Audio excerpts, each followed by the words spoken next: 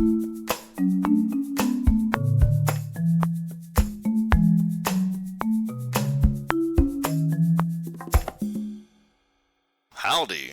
Welcome to the first episode of our new Therian podcast, Where Are We? I am Zefer, your fluffy, derpy Siberian tiger host, and the episode topic this time will be the introduction to the Therian community. I'm going to introduce a few of our co-hosts and guests this time. It's going to be a few people, so just give us a moment. First, it's going to be the half-stripe, mean-bag, bean-bag wolf, Splitstripe. Hello. I am a relatively new member to the Therian community, having been around for a little under a year, but I'm excited to be here and learning a lot about Therianthropy and just the community in general. Next up, we've got the wolfy, magey, dadger, and badger romancer, Stormdancer. Hey all, I've been a part of the community for over 20 years. Next up, we've got the Pythagorean triangle dragon, Pythios. I have been not really part of the community, but I have considered myself a Therian for quite a long time, although I think that's going to be a recurring theme. And I mostly play video games, so you'll find me there. Next up, we have just an average wolf. Here's Blue Wolf. This is Blue Wolf, obviously a wolf stereotype here. Been associated in periphery with the community for about 20-some-odd years, but that's been in and out of the community. And don't ever drive cross-country with your siblings. You'll want to kill them at the end. And last but not least, we have the Northern Ontario living, Southern food cooking wolf woman, Ulfrvif. Hello, I'm Ulfrvif. I am a 32-year-old female wolf Therian. I've been awakened for about, I'd say 18 to 19 years. By day, I am a graphic designer. What I've done for the Therian community is I adopted the Therian wiki, and that's where I put a lot of historical information that I find about the community. Some have called me the community's historian and librarian, and I also have an informative YouTube channel called Therianation, and I'm starting another interesting project, which we'll probably hear about later in future episodes of this podcast. And again, I am Zefer Nezumi. I am a Siberian tiger. I am 35, I think, and I'm a mechanical engineer by day. I also do some kind of digital art stuff and dabble in spiritual stuff. I'm kind of like a cat of all trades, meowster of none. Or actually meowster of pun. So, alright, let's get into it.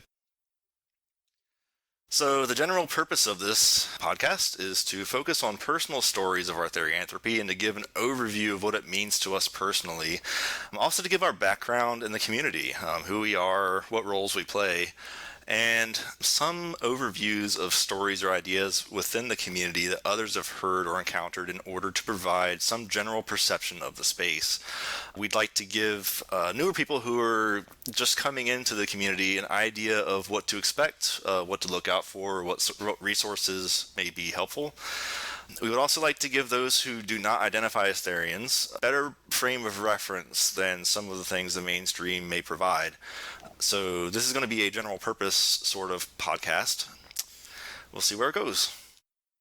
All right, so going to go round table. What is Therianthropy to you? Start with Blue Wolf. Okay.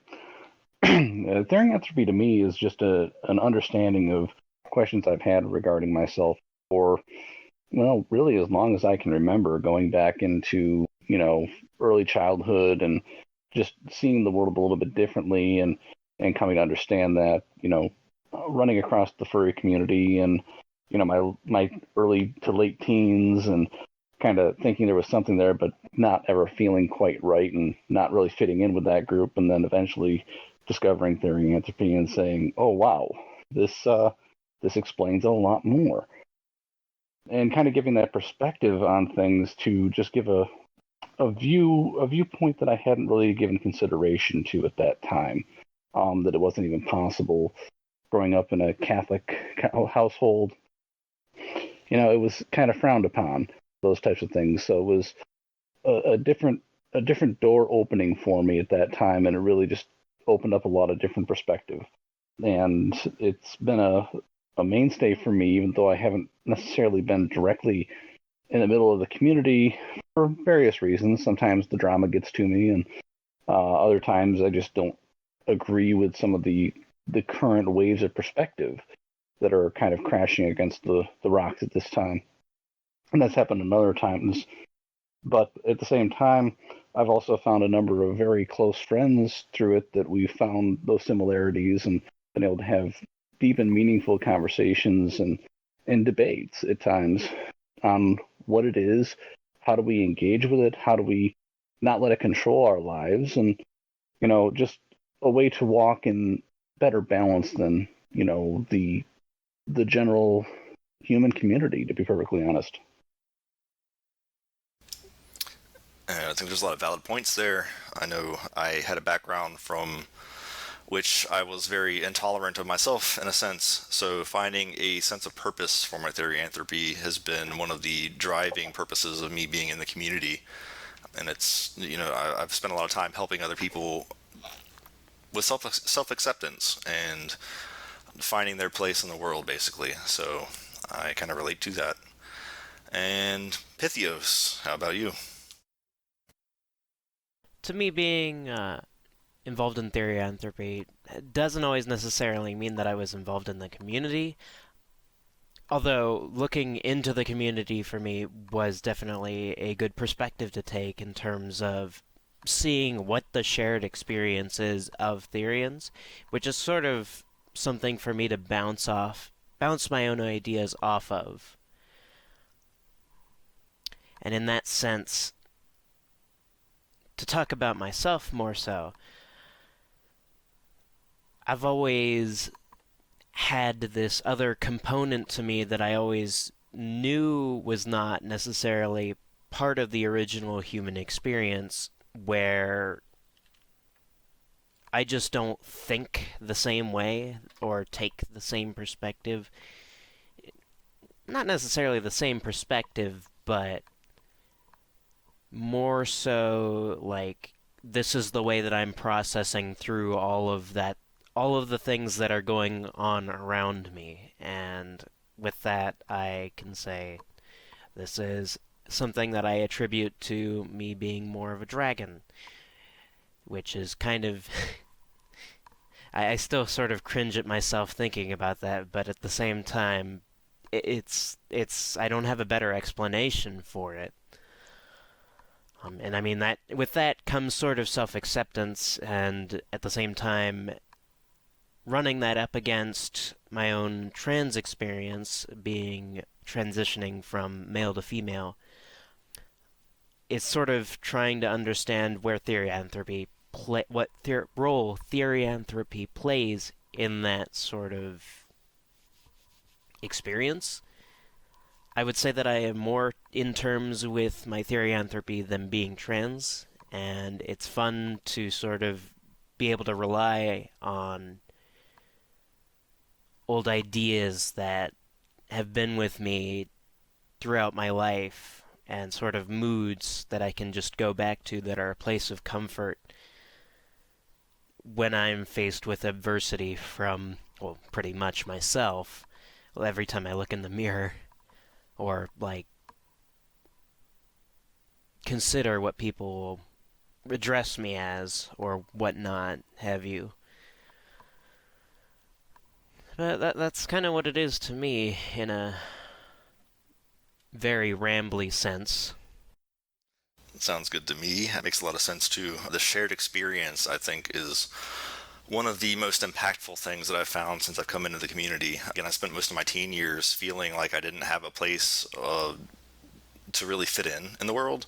To kind of give a little bit of our future content up front, I know we would actually like to explore the Therian and trans experiences to see where the dysphoria is similar, where it's different, and to see what kind of bridges we can make between the two communities. I know sometimes there's a little bit of a almost like a rivalry there that I don't think needs to exist there. I'm not trans myself, but I know a lot of people who are, and it's an important part of self, and we're not sure how it ties into therianthropy. So I think it's interesting to kind of consider how that rests in the spectrum of the experience that Therians do encounter. I think it's important to note too. There's that a lot of people, see it as, otherkin and Therians are trying to take away the legitimacy of the trans community, which is definitely not the case. The trans community, has a little bit more psychological research into it and has definitely a much more backing of the mainstream, whereas we tend to be more on the peripheral still. And is it we're just trying to hop on that bandwagon and take away what they've gained? No, we're not, but I can certainly see the perspective of that. It's building that bridge, like you pointed out there, though, I think is important. And I think part of the problem there is, I think most of us that are on here know some Therian gatekeepers who are so adamant about therianthropy that they try so hard to protect it that they end up damaging others in the process. And I think that's part of what we need to work down too. I don't know anyone who is in the Therian community who is trying to damage the trans community. If anything, we are trying to, like you said, build that bridge and find a point of relation. So, again, I think it's important to focus on what those shared experiences are. We are all, in a sense, a sort of, I don't want to say minority, but there's laughter. It's true, though. We're not anywhere near the mean on the bell curve. Yeah. We're very much both in sort of marginalized groups, and us trying to... There's sort of a sense of competing for resources, which, I mean, doesn't really need to happen, because Exactly. in most groups, trying to tear at each other doesn't really help each other, even though it may make you feel better in the short term. That is not exactly what fixes both issues. Agreed. All right, so before we get too far on, all right, Splitstripe, it's your turn. What is the Therian community to you? It's interesting because I've only sort of been going through this process over the course of this past year, 2019, having actually really only awakened at the beginning of the year through a period of very long self-denial and self-loathing that led to a lot of very dark places. And going through that, I sort of realized that over time, kind of going back through and looking at those pieces of myself that I kind of left behind, realizing that therianthropy was always there, that there were these pieces of myself that I could never explain and kind of always knew were a part of me, but tried the best I could to work around them or determine through intellect a lot of the ways that I could adapt to the outside environment that I was actually working in. And because of that, it basically led to kind of a lot of various discoveries over the course of the past year and a lot of very interesting ways, and therianthropy kind of started explaining a lot of those pieces of myself, not only that I had left behind and started to deny, but through doing that then also allowed me to be able to discover new parts of myself or other parts of myself that were outlets that I enjoyed that I'd never really explored. So being able to express myself through therianthropy and kind of talking about that safely and sort of just being able to be okay with those parts of myself has been able to, I guess, be able to create a solidified identity. Whereas before there was a lot of self-perception and self-drive towards being what others wanted me to be versus trying to just be myself. And so, like, those wolf parts of myself now that I go and recognize and see as like invariable parts of myself that I don't necessarily have to act on all the time, but are parts of myself that I do feel drawn towards, sort of allow me to feel more self-fulfilled and just be able to kind of see myself as more of an individual. Something that we haven't really touched on that might be a term that people don't know is, what is awakening, also? Just to quickly explain that for people who don't know that term. So it's interesting because when people use the term awakening, sometimes it's used as some kind of like magical, oh, this really impactful event happened and I discovered that I was a wolf and so on and so forth. Like I look back at my own awakening and I was 5 or 6 years old, and I just one day I was like, hey, I was supposed to be a cat. It really wasn't anything super special or supernatural or anything. I kind of wonder, the term awakening does mean something to every individual, I think. In my case, I may have had several awakenings because I went through, like Splitstripe said, several bouts of repression. I would come to terms with parts of my Therianthropy, and then I would be like, okay, no, I've got to bury these because they don't conform to social standards, and I just don't, something's wrong with me, basically. It was what I accepted. And as time would go on, I would be like, you know what, it's time for me to actually accept this part of myself. Each time it was a different phase of growth, actually. As a kid, I thought I was just a feline. The rest didn't matter. As time progressed, I learned more and more, and Siberian tiger was where I eventually ended. And, you know, it's... to some people, it's a much easier process. To others, it's more complicated. There's no one catch-all kind of way that works for everybody. It's interesting that you say that, too, because I actually do sort of come from the other end of what maybe an idea of an awakening would be for most people, because I decided pretty much very early on in my life that I didn't recognize what I was, but I knew that things were strange and I was getting constantly punished or ousted or just pushed away because of how I felt I should act, even if I didn't understand why. And through that, basically then got the idea that I could be normal as long as I tried hard enough.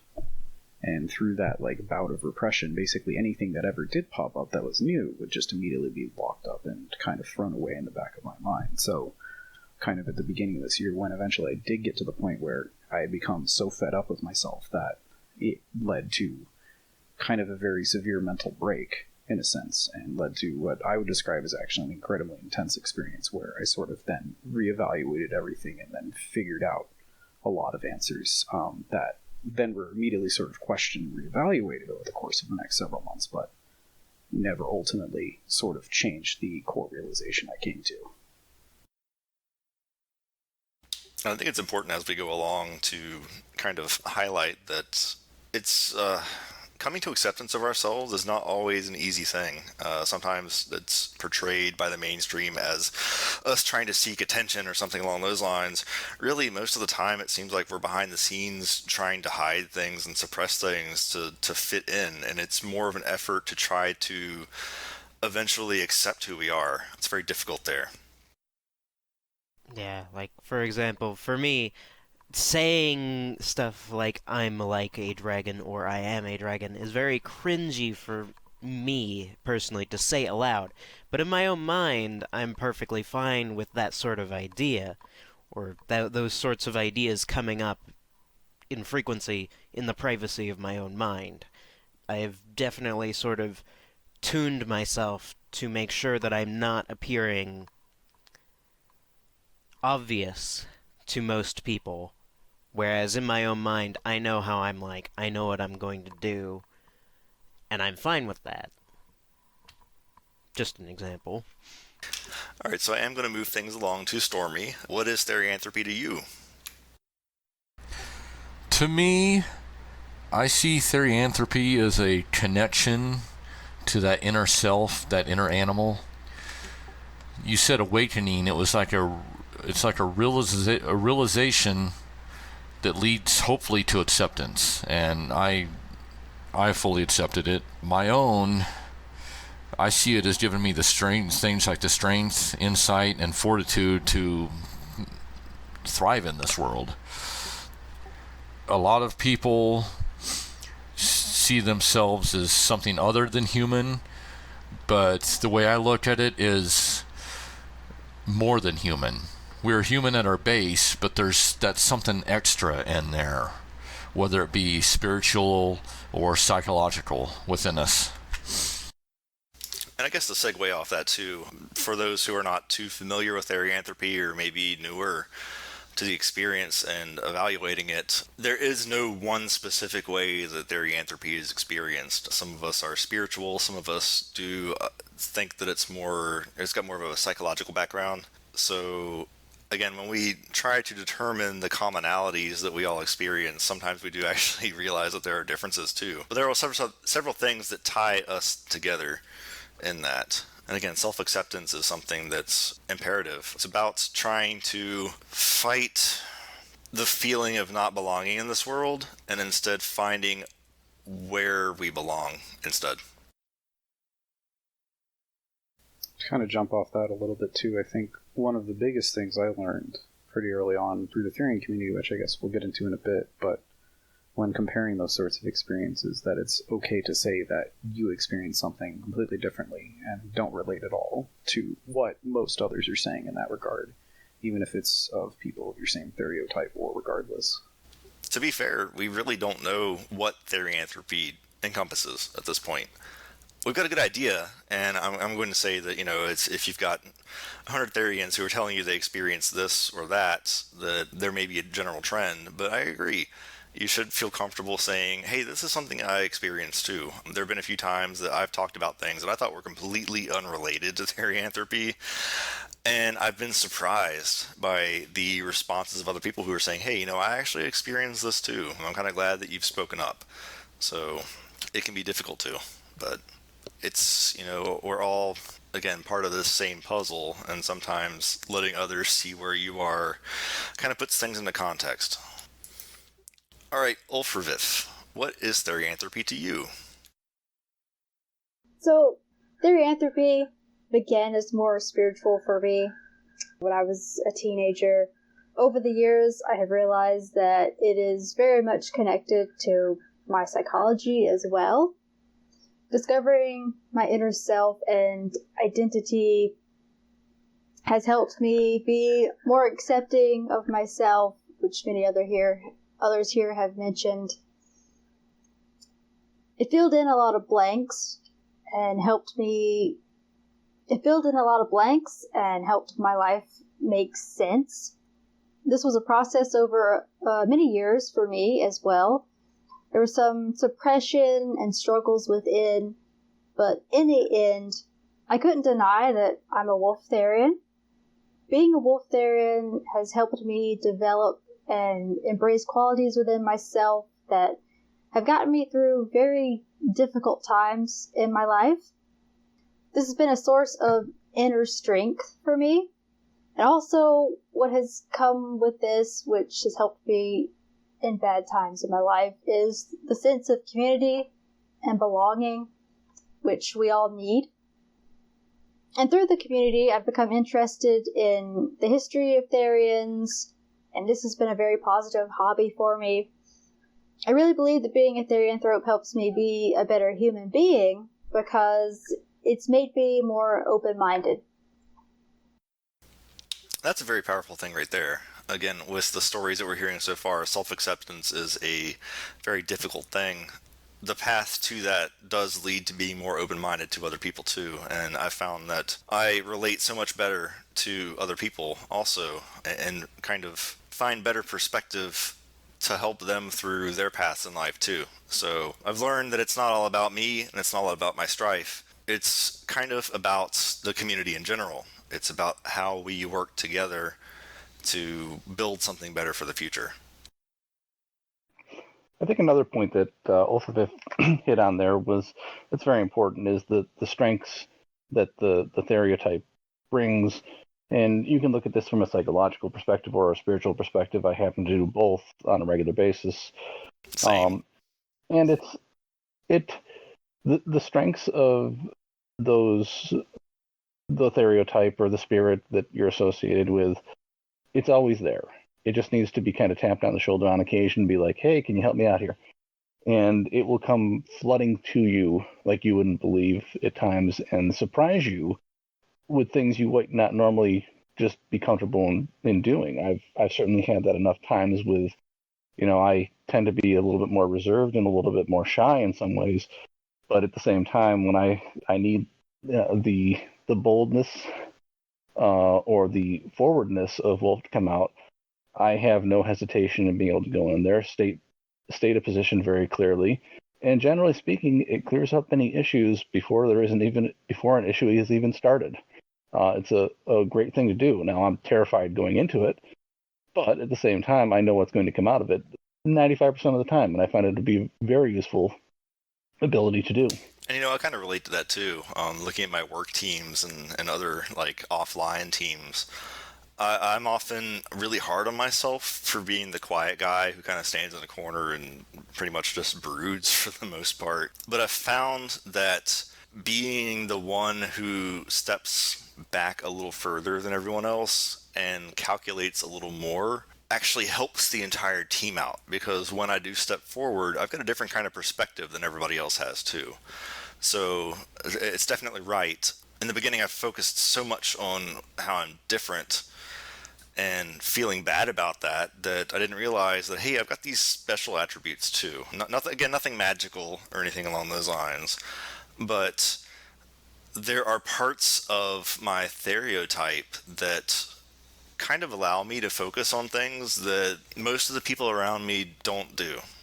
I'll admit I'm bad at some of the things that people around me normally do, but again, it's kind of like, trying to figure out how you fit in on a team. What are my strengths and what can I add in to where the team's weaknesses are, basically. Yeah, I find that as well. A lot of times I'm more quiet and observant, but then when something goes wrong, I can often help problem solve, and I've I guess fixed a lot of things at work that other people couldn't figure out, and I can speak up when I need to, for sure. That strength can come forward when I really need it to, but for the most part, Wolf has just been perseverance, and yeah, there's a lot of problem solving there too, so. I'll definitely say that I've experienced some of that as well, and I've noted, even before kind of coming to terms with things, that there were a lot of periods where, yeah, most of the time would be awkward and shy, but in the face of either danger or some critical situation, just having that part of yourself be able to kind of come out and just kind of instantly take control of the situation has been incredibly helpful. There have been a number of times where I've seen people become extremely critically injured or just in some sort of danger, either in outdoor activities or even just a couple of times with, accidents in the kitchen or something, simple as that, where just being able to kind of calmly evaluate the situation and recognize it for what it is and draw on that strength to be able to just sort of say, okay, no, this is the reality that is occurring, and then have those sorts of traits sort of direct you towards the direct solution has been incredibly helpful. Sort of like relying on instincts. I tell you, for most of my life, I denied my instincts and I fought against them, but the more I actually rely on my instincts, the more I find that life's kind of actually easier for me. And again, it's like I fit into that niche in life too, where, yeah, my instincts may not be the norm, but they definitely have a place. It may not be something that everyone else is necessarily kosher for or looking toward, but it drives things forward. So, it's been difficult to teach myself that, yes, I can learn to listen to these instincts, but it's incredible how much it's pushed me forward learning to listen to these things. I find it interesting, too, how much that sort of repression of instinct also comes from not those situations where they are so critically helpful that often get lauded by others around us, but there's just a tacit association with a lot of the times where the times that they've been punished due to acting or expressing them outside of situations where maybe it was less critical. And that ties together in ways where then you want to then have those sorts of repressive episodes. Kind of showing that it is all tied together in a way. Or in situations where your instincts can sort of lead you astray and then end up being a little bit too unorthodox for the people around you, and then you just kind of get dejected afterwards. Those situations can happen too, at least in my experience. It's not all roses and candy over here. And I actually think it's more about balance. Again, we are human. Some of us tend to like to not think about that aspect of it, but the humanity in us also brings a degree of balance. So, I don't go around acting like a tiger all the time, rah, scratching stuff and whatnot. Sometimes, yes, it feels like it would be fun, but it is about finding that balance between the different aspects of self, I think. Gotta claw open that Thanksgiving turkey, Zeph. How else do you think I carved it? Come on. Very much in agreement where it's like trying to find a balance, because for me, I still haven't really found a balance between a lot of different aspects in my life, but working with my own instincts versus working with my own humanness has been a journey in itself. One that you kind of don't stop learning. Yeah, it's been... it was kind of interesting because my 20s, I spent a lot of time indulging in my stereotype, but neglecting my humanity. And then it did that different shift too. When I was a teenager and in my earlier 30s, I focused so much on my humanity and I neglected my stereotype. All of that felt like hell. It felt like I was incomplete and imbalanced. It's been very difficult to find that balance, but again, the way that my life has kind of gone forward in accepting both aspects of myself actually is tremendous. I think a lot of people see that balance is something you achieve and then you magically somehow sustain. And my experience, over 40 years here has been anything but. Once you've achieved balance, usually it's a fleeting, momentary, if you're lucky, a whole day, and then something gets tipped out of sync immediately. So it's a matter of finding a way to add and subtract as necessary, and it's a constant challenge. It's a constant battle. For me, also, Eastern philosophy has helped a lot with that, and a lot of the concepts that are baked into that we don't find in a lot of the Western approaches. That's one thing that I've found extremely useful for that perspective. Yeah, I'll agree. Finding balance. It's almost a daily thing that you have to work out, like, oh, well, what's different today, or what's affecting me today, or what will tomorrow be like? Something could come up that could kind of shift whether you need to be a little bit more human, or whether it's okay for the wolf within you to be a little bit more wary, and but sometimes I think the wolf in me does get too wary, and there's an aspect of anxiety with that, and I have to push that away and push that aside, and because sometimes, in my job, I have to talk to people all the time and help them work through whatever they need, and so, yeah, I agree. Balance is a constant thing you have to work on. Are you implying wolves are anxious? Well, to be fair, it seems like Therians in general are anxious. I am a tiger, and I am actually going through anxiety treatment right now. So it's something that a lot of Therians that I know go through. Again, it's not necessarily I'm a wolf or a tiger, so I'm super strong and always confident in myself. No, actually, it's kind of quite the opposite, it seems. Yeah, well, that animal part of us, that with that instinct comes, animals are always on the lookout for danger. And I don't see my anxiety as a bad thing. Anxiety in animals means that it actually means survival. So I kind of try to look at my anxiety as that, I just have to be mindful of it, aware of what it is and when it's kind of like affecting me or my job too much, and just take a deep breath, say, it's okay. The person I'm going to talk to about their logo is not trying to eat me. I'm going to be okay. I don't know. Sometimes it does feel like people are going to eat me because I'm different, actually. I do understand that, and I do think that it's, again, a very effective survival instinct, almost. I'll echo off that and say, I think a lot of the anxiety is developed because of the issues we can face because of the forms of expression that we either might have early on or just throughout our lives, as our Therian parts of ourselves either come out or are expressed in different ways, especially earlier on when they're not quite understood. Yeah, I guess that could be true as well. I mean, anxiety is kind of going to be a little bit different, experienced in a different way for each of us.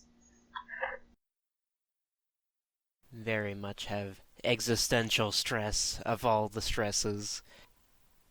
Very much worried about far future sort of reaching things, even though I don't really think of what comes in the next minute. But, I like to attribute that more so to something out of my control that I will eventually get under control, but, I don't really worry about it I try not to worry about it. Doesn't mean I don't, but I recognize that emotion is there. And it might have some reason to it, and it might not. It depends on what the instincts are telling me. Alright, so on to our next topic, and I'm going to make this free form, so anyone can answer. What is the Therian community? What does it mean to you? How are you involved in it, and why? We've already discussed some of how are you involved in it, but I guess if you have a role within the community, go ahead and feel free to explore that a little more in depth. I don't necessarily have a role per se within the community. I'm starting to kind of reinsert myself to a degree within the community as well. But the community in general, what I've found is, it's as most are, is a like-minded set of folks that, we have a common goal at the end of the day, and it's really kind of understanding ourselves and providing, at least for me, providing a foundation for others to be able to walk on. I know the community as it is today, or as it was, even back in the HWW days, wasn't as easy to crack into, and there was a lot of gatekeepers, as we've already kind of noted, made it very difficult for people trying to explore and understand themselves. That creates limitations for a lot of people. As we've already kind of hit on, a lot of us have anxiety, and we have our own questions, and coming to understand this very strange, from a societal standpoint, point of view and perspective on, hey, I'm part animal here, if not in whole, and not just the human animal, is something that I don't think it's hard enough to come to accept that within oneself, and then to have a community that is almost pushing back on you and saying, no, prove it was disruptive, in my opinion. I survived it back in the day for myself, and I found, certain things, the scars and everything were to a certain degree useful. But I think that, looking at today's day and age, having dealt with a lot of people of different ages, my professional life, it's a different era, it's a different time, and not all those rules necessarily apply well. So for me, I want to see a good example, more communication out there.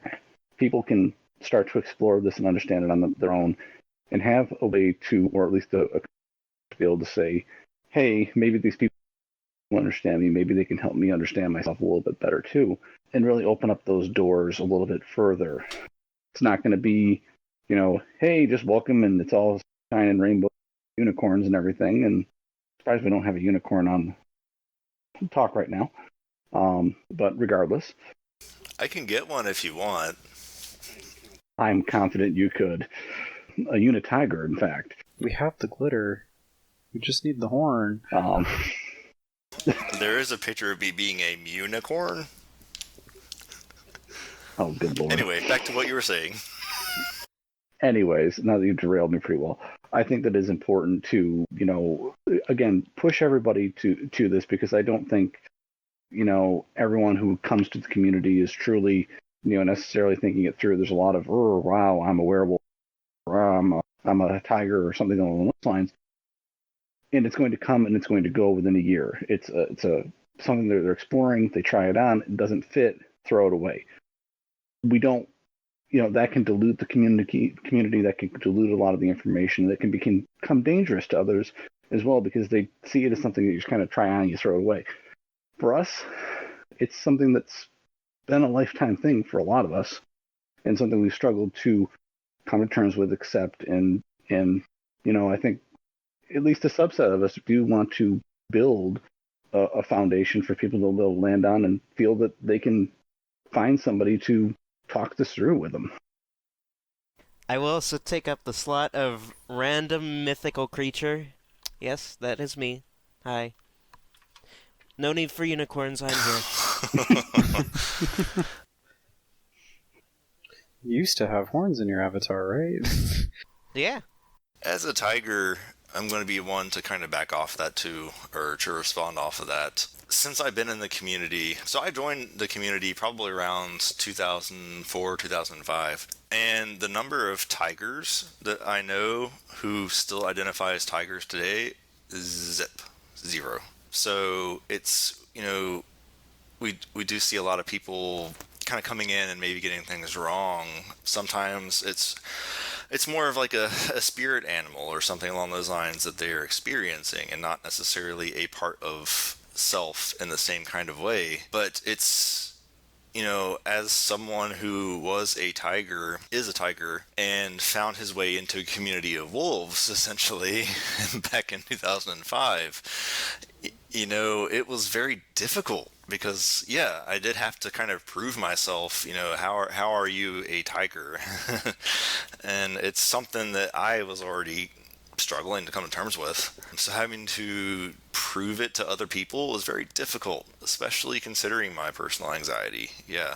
I think the community has come pretty far with things like that, and I'm glad to see its progress. And I know I personally don't want to ever put someone through that. Even if I don't think someone is, if someone comes to me and they say, hey, you know what, I think I'm a tiger, I might challenge them a little bit.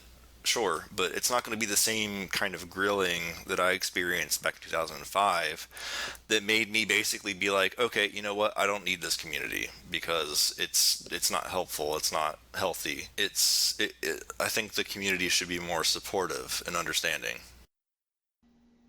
Well, I guess that's what I wanted to do with Therian Nation, and by adopting the Therian Wiki.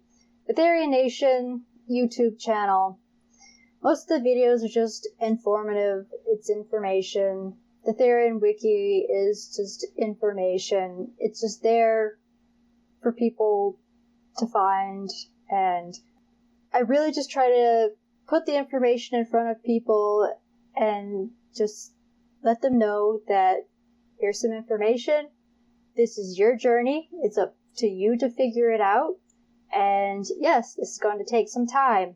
It might take years before you understand whether you are or not really a Therian. So I try to encourage people to just have patience with themselves. No, and I think that Ulf, you've done a phenomenal job with that, and that's not a blowing smoke up your backside here.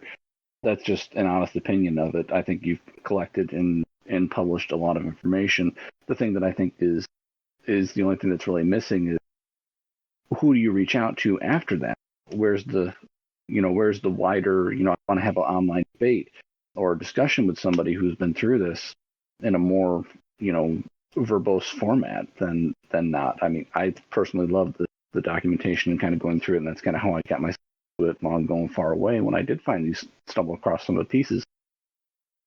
But at the same time, the most productive thing that I ever had was going and visiting, some of those early Therians and having muzzle-to-muzzle debates with them and discussions, and not necessarily a grilling, but certainly being pushed to a different limit and forced to really give critical thought to different things. And it changed some of my perspectives and solidified others. So I find a lot of value there in challenging other people, but I think that sometimes people are so defensive that they try too hard. They don't want to have an open mind. I agree. I was challenged in a lot of ways to, basically prove to myself, hey, first off, am I a Therian? Or am I a Therian? And am I a tiger? Okay, among other things. It was hard for me to test myself in that way, but it did make things real, because later on in my life, when I was even away from the community and these things were still happening, I'm like, okay, these are the answers I needed to have a few years ago. It's difficult. I think that sometimes people push others a little too hard, though. I know not everyone is as eloquent as the next person in describing their experiences, and I know some people are actually kind of shamed or put down because they can't put things into words the way they should. That's where I think it's more wrong. I think it's people should have a little more acceptance in that regard. I think one of the biggest sources of challenges within the community that comes is actually through an earlier point that was sort of stated with just keeping an open mind, because having come in recently to kind of finding Therianthropy, and even after kind of realizing things for myself, going about 5 months or so without finding the community at all, being able to find it and just finding all the different perspectives that have been expressed over the course of many years now, since now it is 2019, and I think Altor Werewolves was over 20 years ago at this point. Just being able to kind of see those perspectives and coming to try to understand others in that way, I think also allows each individual, at least for myself, to understand themselves more. And as somebody that actually is still very religious and a practicing Christian, it definitely was the case that coming in and seeing a ton of different perspectives within the community allowed me to grow as a person and be able to understand my own Therianthropy a lot more as well. And through those sorts of connections, I think Blue Volt was talking about, you then kind of not really having debates, but just sort of seeing what other people's perspectives are, even if they aren't so much maybe back and forth conversation, so much as just expression, often are one of the most valuable things that I found within the Therian community, and the reason I sort of stuck around. It's definitely, I think, something that for a lot of people coming in is difficult. It was very difficult for me coming in and seeing that. It still is from time to time. But overall, I think that that source of challenge, just from perspective, is perhaps, I think, the greatest thing the community has to offer. That doesn't have to come through grilling, where you then challenge the other's idea, but just coming to express and understand it is, I think, the basis that has value there. Yeah, I'm not a fan of the grilling, to be perfectly honest with you, and I don't deny, that there's a inability on some people's part at this point in where they are to be able to necessarily express themselves in an adequate way for them. But that communication, that back and forth, that discussion, that debate, and I use debate very liberally in that term, because it shouldn't be, like a hard, fast, screaming at each other by any stretch, but it should be, we're asking each other questions, we're actually thinking about it and trying to come up with critical thought and critical answers to these things, to really self-evaluate, if nothing else. I think that is a healthy thing, and I think it's important for anyone coming into the community, or even has been in the community a long time, because if you're not challenging your own perspective, you're probably stagnant. And I think it's very important to come to it from a relatable sense, too, because, okay, as someone who is 30-something now, and looking back, I see a lot of teens who are going through this process of trying to figure out, am I a Therian? What am I? So on and so forth. Maybe instead of just asking them outright, well, X or Y, letting them know, hey, this is something that I went through myself when I was, when I was your age. I am a gray muscle. But, yeah. But, I think sometimes the approach, too, is what really matters. Letting someone know that you're trying to, again, be relatable can help out tremendously, because they won't think that you're singling them out, and they may understand that you're trying to help them along their path. Yeah, especially for someone like me. Being a dragon and Therian, there's kind of a split difference between being an otherkin and a Therian, which is a completely different topic, but being able to talk to Therians myself as someone who is technically not part of this real world in some sense, I'm more of myth than reality. It is very helpful to actually, talk to real Therians and be able to get the perspective of this is what it means to me, and then I can go, okay, let me take those experiences and apply them to my own life, where it's like, this is how I'm like this, and these aspects make up being a dragon, I see the Therian community as like a little slice of life look into society itself. There's different backgrounds, different beliefs, views, religions, lifestyles, etc. We mirror society as a whole. Not everyone is going to agree with anyone, with everyone else. There will be some bad people, there will be some good people. But we do all share that realization of self, that view of our inner self that's different from the rest of humanity, that makes us more than human. Some call it a support network, both online and off. I've been in the community for a long time, and just my role in it is helping others find themselves, voices, and place in this world. Coming in myself kind of recently too, I've sort of seen that there are, a lot of different aspects of the community in terms of trying to help find different forms of self-discovery, but even more recently, things like, I think it's the IARP, are looking into Therianthropy with a more critical and research eye that are trying to identify causalities and different forms of research around it. And there are now, I think, a lot more different angles that a person can come into the Therian community in terms of what they are looking for, just from the idea of what a community is to them. If they're trying to look for just connection with individual, if they're trying, whether that's online or offline, or they're trying to look for information, philosophical debate, or whatever else the community may mean to them.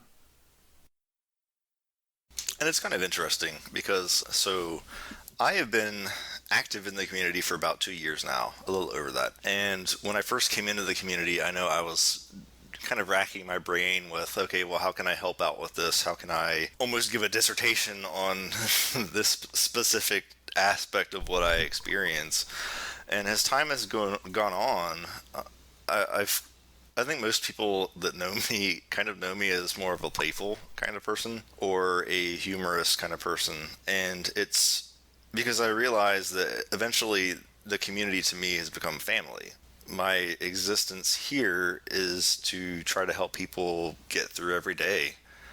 It's not to make everyone write some kind of huge post on a thread somewhere. Not everyone wants that. Not everyone needs that. I'm looking at the different styles that everybody has. Some do like the more in-depth discussions and debates.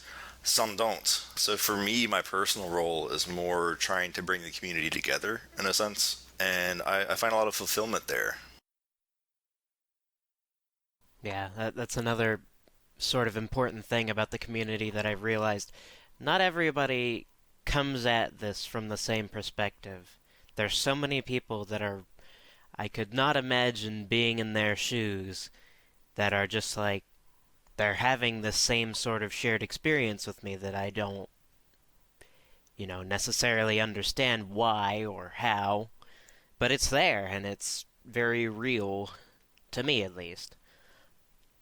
And as to what people might get out of the community, it may be having people to be similar to, having people to talk with on more maybe serious issues, or maybe just someone to hang out with and, be able to feel comfortable with being yourself. There's a whole lot of different things that could come out of being a part of any specific community, and we should also recognize that there's more than just one Therian community. There's probably a lot more interspersed groups and whatnot that we don't really necessarily cover. But hey, we are one group, and this is how we are talking about it. As base, just even having the Therian community as a whole, I think, is just valuable in and of itself, because, as I sort of mentioned earlier, I kind of came in 5.5 months after going through basically a period where I was trying to identify all those parts myself and basically thought I was alone. And just not having that loneliness is, I think, drastic in terms of how it affects you and how it can affect personal growth. I'm going to interject very briefly and say welcome to Aaron. Would you like to say a little bit about yourself? Hi, my name is Aaron. I'm a wolf, Timberwolf, Therianthropy, Kitsune hybrid. I've been in the Therian community since about 2005. I kind of knew back in 1998. My goal in life is to become a wolf, but also to help people feel like they're not alone and let people know that, yes, we exist. No, you're not crazy. And we're all here for each other. All right, so we've already touched this topic with everyone else, but what is Therianthropy to you? That is always a fun question. It is personal, really, because there's many different answers and depending on who you ask. To me, I believe I should have been born as a wolf. So to me, it's closer to feeling like I'm in the wrong body. I need help. I need to get out of here. And trying to find a way to survive with all that in mind. It's interesting that you say that because I didn't really go into my story, but for me, it's almost like I think that part of my soul should have been tiger, but it's not. One of the metaphors that someone has used before that really strikes with me is that, before I was born or whatever, there's like this factory that's compiling all the pieces of myself, and somehow a piece of tiger gets kicked in there. I'm like, okay, I have to live as a human, but for some reason I'm a tiger too. So this complicates things. So it's like a little chunk of one thing, a little chunk of another thing to you. Are you calling me chonky? No, I'm saying one piece and another piece, but they have to work together. It is, and that's one of the hardest things that we've already talked about too, is that sometimes finding that balance is not easy at all. For me, it's can I survive is more of the question I have in my head. Now you've got me thinking about the factory Factory? example. Who put that in there? Who stuck this in there? Yeah, well, looking at my life, it makes sense. I actually kind of saw it as an analogy where somebody baked a cake. They decided to bake a wolf cake instead. Who put this in there? See, this is why quality control is very important. When you don't have quality control, you get us. So you're a big fan of Wolfenute then? I love wolf cakes. Wolfenute. Okay, we should not talk about Wolfenute in this podcast. Alright, so our current topic is, what is the Therian community? What does it mean to you, and how are you involved in it, and why? For me, the community is like a support group system, honestly. Not an AA meeting. It's more of a case of we all have a similar trait between all of us. We all believe that either we're spiritually connected to an animal or we feel like we should have been born as that animal. There's also many, many, many, many different communities out there. It's not just one, there's several. Sometimes they have overlap. But we all have a common theme. And I honestly see it as a way to network, but also most likely have people that you can actually talk to and you can relate to that understand what you're going through, because most people don't understand how to handle this, or like they feel so isolating and alone. I did hear a little bit about that. And honestly, feeling alone is an awful feeling. And knowing there's other people like you that have to go through this. When I found this community, I brought tears to my eyes as a teenager. So that's what it means to me. It's honestly it probably saved my life more than once. And I'm very glad it exists. And Sorry. Don't be sorry. It's actually, it's a dark topic, but fine, I'll jump in there too. When I was 19, I attempted suicide because I did not fit in. I could not figure out how to fit in for the life of me, and I had no support group or anything. And I hope that I said that I attempted and not committed, but You did say attempted. okay, good. But it was after spending a life of trying to figure out how I fit in and where I fit in, and being told constantly that I don't. I had not found the community yet, and I was at wit's end, and I had given up hope. I was like, it's fine. I'm just done then. So it's hard. It's a lot harder than sometimes it may seem. And again, all we're really trying to do is figure out how to survive. Exactly. And I'm glad that you're here. And to anyone else that has attempted at all and survived, I'm glad that you are still alive so that we can all chat and try to make this world better than we found it. Everybody wants to belong somewhere, to feel a part of something.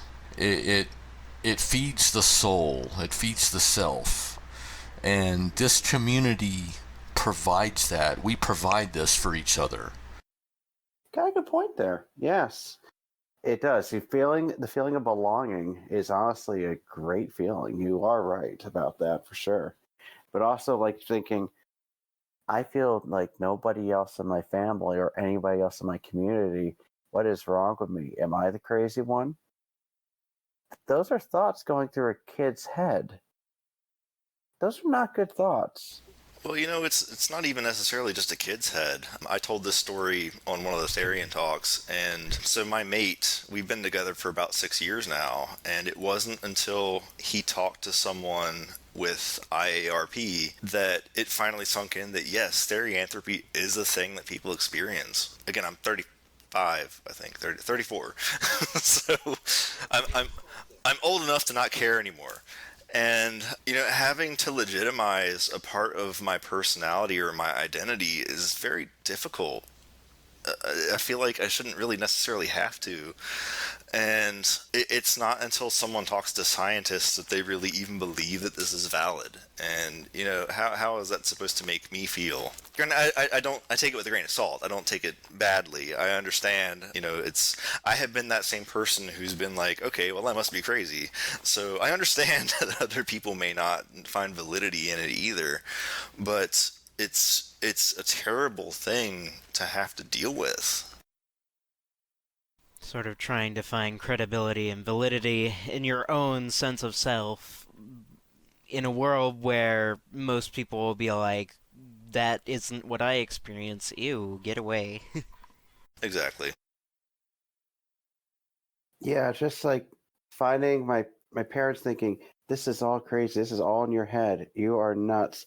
Well, why do you think this way? And it's like, I don't know why I think this way. This is just what I've been thinking since I was a little kid. I mean, today I actually went to see a cousin of mine and basically spilled my guts about Therianthropy. And do you know what she told me after all that? Was that a rhetorical question, or do I have to actually guess? No, don't worry. I'll tell you the answer. The answer was, so when you come to next cousin's reunion, can you bring your wolf suit? Now, see, that's good, and that's something that I think we should face in one of our future discussions also, is that sometimes I wonder, we talked about anxiety earlier and self-perseverance in a sense. Sometimes I wonder if maybe we are too sensitive toward this topic too. I'm not saying by any means that it's at any time we're not supposed to be at all, but naturally we can be ostracized, we can be picked on, anything like that. We can be attacked. But sometimes are we a little too hard on ourselves? Because there have been times too where I've talked to, I'll just say humans, but hopefully you all realize what I mean. I know what you mean. I know what you mean. But hopefully, yeah, exactly. So, I'll be talking about it to a human and they'll be like, well, so what part of this am I supposed to worry about? And it jars me a little bit because I'm not expecting that. I'm expecting judgment and criticism because that's all I've given myself all of my life. And instead, I actually kind of get like a little bit of sincerity. And I'm like, okay, this is not what I expected. When I was in college, it was right after I told my parents that, hey, Mom, I think I'm a wolf. Yeah, honey, you're going to therapy now. Well, I was running a TV station, and I found one of the members that I was talking to quite a bit. And I confided with him saying, hey, serious, I believe I'm born as a wolf, and I'm stuck in the wrong body, and I don't know what to say. And he basically told me, it's okay. It's okay to be different. You have to be true to yourself. You can't just hide. You have to live your life. It's no one else's life. And then I pretty much told everybody at the TV station, by the way, I just want to get this off my chest. I feel like a wolf. Have a nice day. And do you know what happened afterwards? They still voted me back in for another term as their general manager. They're all cool with it. And made me realize maybe keeping this a secret is not a bad thing. So I'm very open about it, but I won't flaunt it. I'll just, like, someone goes, hey, are you Therian? I go, sure. And sometimes you have to realize you have to live the life for you and nobody else. I jokingly refer to it as hiding in plain sight, but spelled like the Jekyll and Hyde. But yeah, same thing. Like, I've gotten tired of directly hiding who I am for the sake of I guess, protecting myself. You know, again, I'm a mechanical engineer, and I've done some things with my life in spite of Therianthropy. Like, I never thought that I would be where I am right now, and I've gotten there somehow. So I'm like, hopefully that gives me some respect to people who are outside of the equation. I'm like, okay, well, this guy isn't just saying this stuff to, I don't know, to be kooky or weird or anything. It's hard to have that. It's hard to have that kind of confidence, and yeah, I have survived. And we like that. Survival is good. Being able to do things that mean something are good. And engineering, that's a very tough major. Kudos to you for surviving that. Sometimes surviving is all you can do. Amen. Or is it a woof or a animal? I don't even. Never mind. It's a woo. A woo. A woo. Anyways, what? I'm sorry, that's extremely wolf-centric. Where is the representation? Then it should be a Therianthropy. I don't know. Wow. I think we have tipped the 50% point on the wolves in here now. Ah, I have more tails. I have more floof. Can I hug it? And stripes. Sure, if we ever stop avoiding each other. Fine. All right, subtopics. So what should new Therians expect out of Therian communities? Support. Yeah, I think we've kind of hit on a lot of what their communities should be. There should be a lot of different aspects to it, really, because people come to it because they might need different things. Some need support, some just need someone to talk to, some actually want, proper, reliable information, and then, they want to be more introspective and just figure it out themselves. But others do need someone to talk to, or someone to kind of ask them questions and push them a little bit further than they could push themselves. So really, I think our communities, and most of the communities that I kind of look in on, do a good job of this. They offer a lot of different things to people. So, and that's what a good community should be. And I think that hits something on the head. I would be leery of a community who automatically accepted everything that I said. I think that a community should kind of nudge you to kind of introspect a little bit and challenge yourself. Occam's razor. I think it's one of the problems that I ran into when I was first coming into the community was I almost did want something that was like an echo chamber, something that would be like, oh yes, everything that you say is perfectly fine, and everything you say perfectly matches up with Therianthropy. One of the things that I have appreciated since coming back into the community is that I have been challenged, kind of think about, okay, well, is what you're describing right here actually Therianthropy? And if not, that's actually fine, but, just kind of be a little more self-critical. And I think I've grown tremendously because of that. On the same point, I think it's bad to join a community that only brings you down.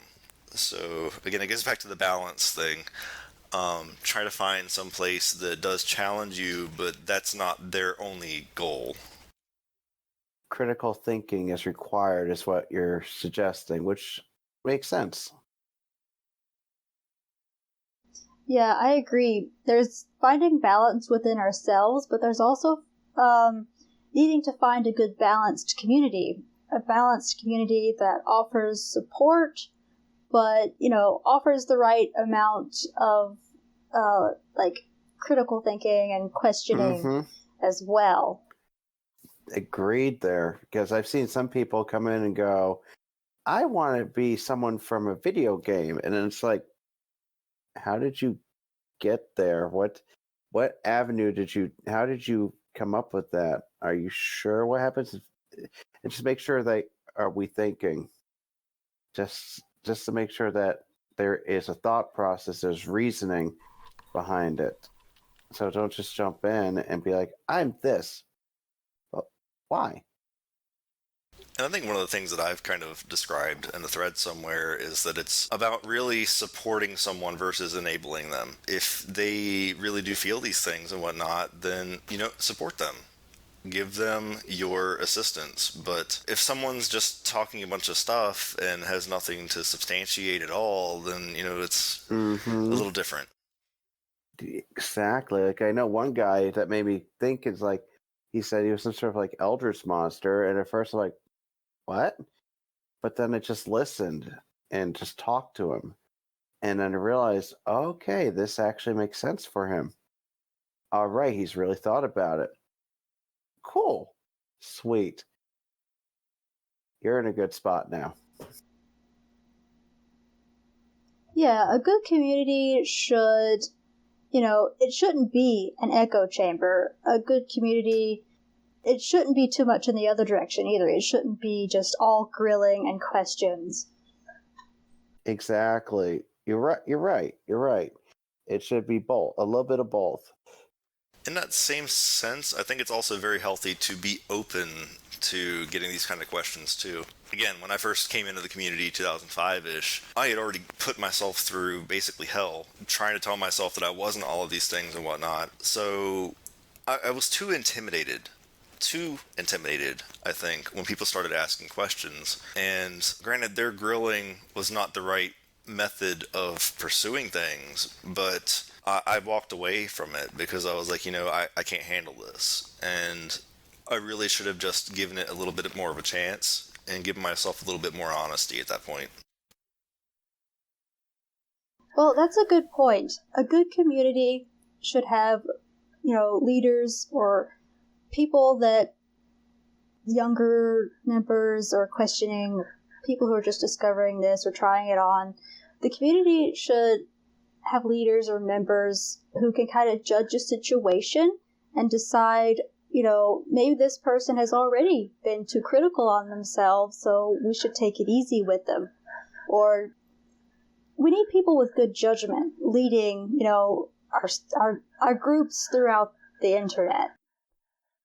I think the intimidation factor is a pretty big one as well. For myself, it was definitely something that made me avoid talking about not necessarily aspects of my Therianthropy, but aspects of myself that related to it. Specifically, a lot of my religious beliefs were something that I never wanted to enter into the conversation for fear of how it would be perceived by others within the community. And I think that a lot of the kind of aspects of either grilling or just different conversations that are had about somebody when they're coming into the space is it can be useful to sort of, query about what they're talking about, but then it's definitely the case that just, it's scary, and as somebody that has been kind of discovering a lot of things over the past year, it's definitely been nice to go with whatever pace has been, I guess, presented and comfortable for myself.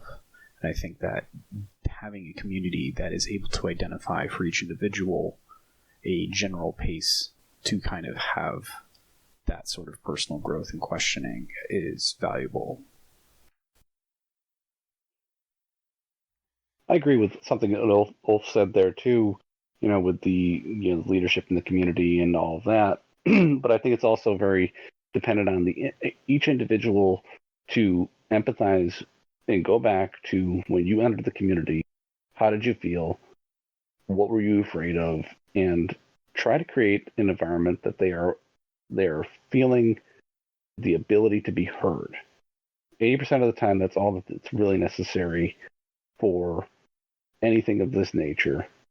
And opening that door will open up the floodgates usually. I think it's kind of interesting because hopefully Split doesn't mind me saying this, but one of his first posts was something along the lines of, I'd like to talk about things here, but I'm not sure I can actually do it. And as a staff member somewhere, I kind of stepped in and I was like, I fight a lot of anxiety and I fight a lot of these issues too, but I'd like to give you the encouragement to go ahead and talk about these things. Like, if it's who you are, go for it. There's no need to feel intimidated. Join these conversations because we don't have a lot of these answers. So, maybe we can figure stuff out together. And it seemed to bring a lot of change around. It did.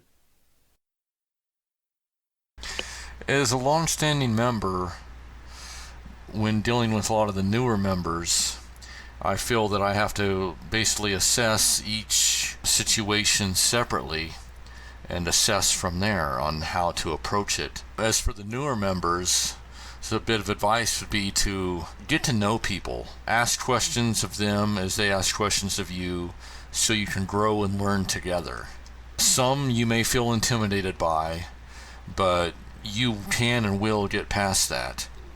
We're not these scary elders that some people may see us as. We want to be there to help you as well. We're still learning ourselves, but along the path that we walk to get where we are, maybe some of that can give you some insight and help. Certainly an important point to make, because I like learning about people, and I'm sure having my own story out there might help somebody else too. So, hey, if you want to talk to me.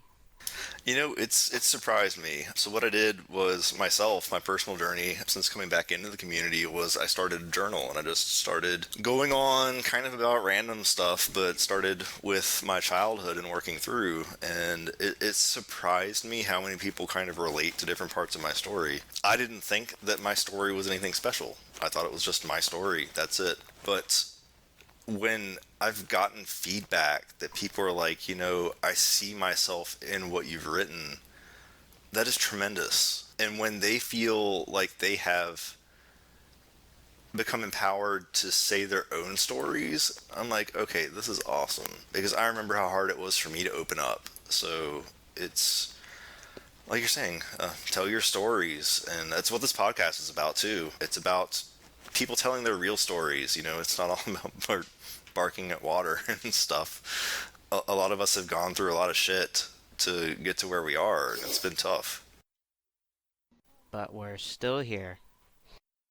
I'll be honest and open that, I think something I need to work on for myself personally to be perhaps a better educator in the community is to actually be more open and be more vulnerable so that it's easier to communicate with people and talk to people.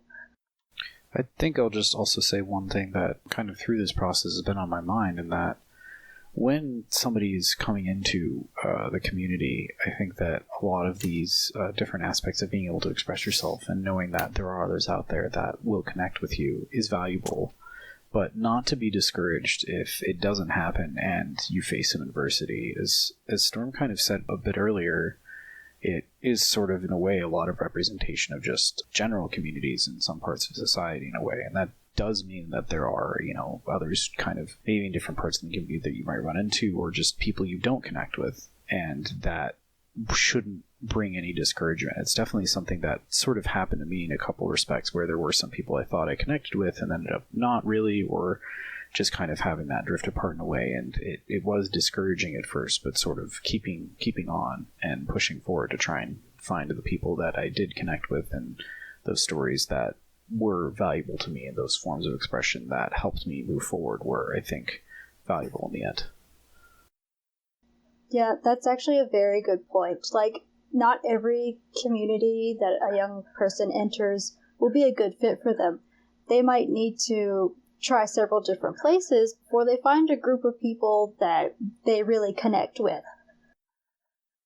And I'd be kind of leery of any place that is going to talk smack about other forums or resources too. I'd like to think that the community should be able to point people in the right direction, regardless as to whether or not they would fit into those specific locations. Don't feel afraid to go out there and be in multiple parts of the community either, or to tap into multiple resources. If anything, kind of knowledge is powder, or Powder, yes. knowledge. Oh yeah, knowledge that's is sweet knowledge powder. knowledge is power. So give yourself the opportunity to go out there and tap into those resources. You may find something that kind of helps you along much better. That's a good point right there, yes. Very much agreed. And as far as like community bashing, that should not be happening at all. Because as far as I'm concerned, we're all Therians. We all feel this way. Why bash each other? We should work together. It'd be good for the whole.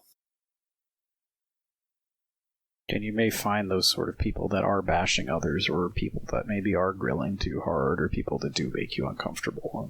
And that's not the sort of person, like, yeah, if I would say to anyone who does see that, like, don't take that. Leave. Go find somewhere else. There's people out there. We're everywhere. And really, if you experience that, again, just kind of reflecting on what's already been said, don't feel like you are not accepted in the Therian community in whole.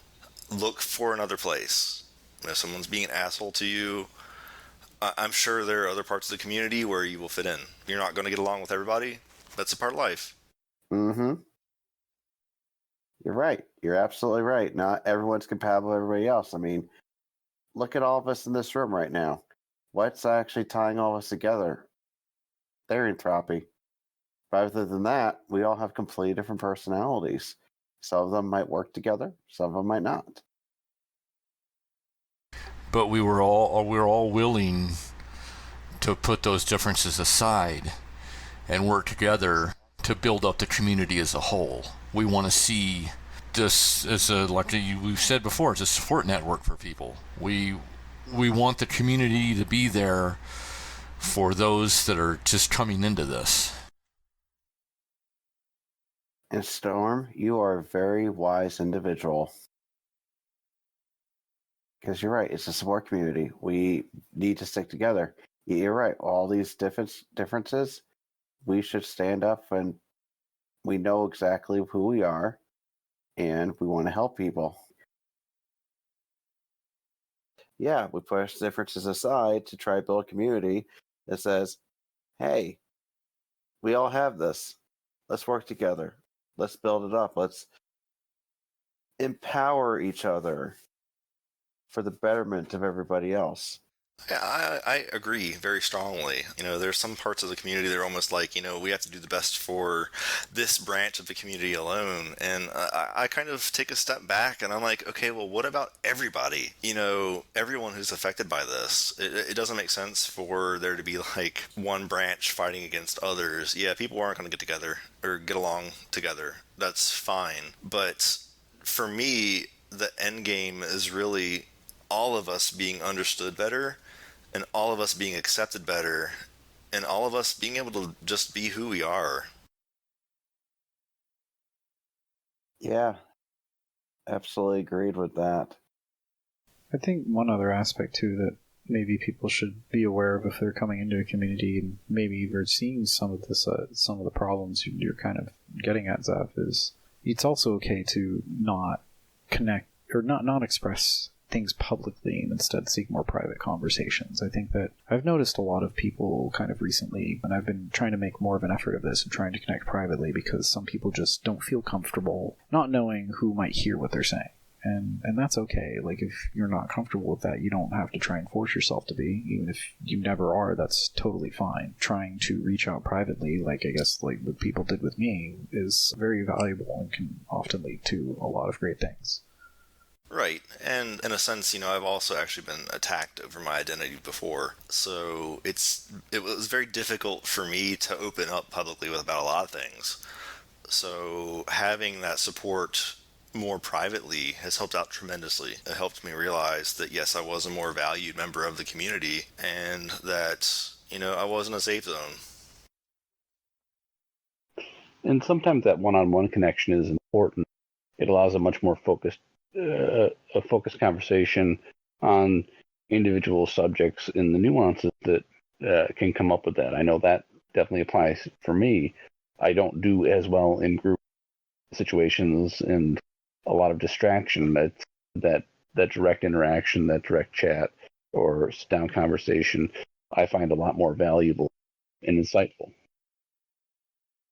I kind of want to respond to that in saying that basically, yeah, find a part of the community that accepts you for you. There are some parts of my personality that are probably really obnoxious. I get that. But there are also parts of me that really fit in other places too. So I guess that's another aspect of a good community to look for, is that if you need a private conversation, that's available to you. So on that topic, what are other types of communities adjacent to the Therian communities that people could look to if they maybe want to figure out where they want to fit in? I mean, the biggest one is Otherkin, right? There is that, yes. Well, I think we mentioned this before. A lot of people might confuse having, I guess, a spirit guide or spirit teacher as having a Therioside, or being a Therianthrope, having an animal identity. That often gets confused. So, you know what? I actually, off the top of my head, I can't offer up the name of like a spiritual community like that to lead someone to, but they are out there. For a lot of times, people have headmates, there's a system, there are resources for that. A lot of people are actually a daemon, and they've created a demon kind of like friend or spirit that's beside them. So there's the daemon community. There's also the Tulpa community, which is similar in a way.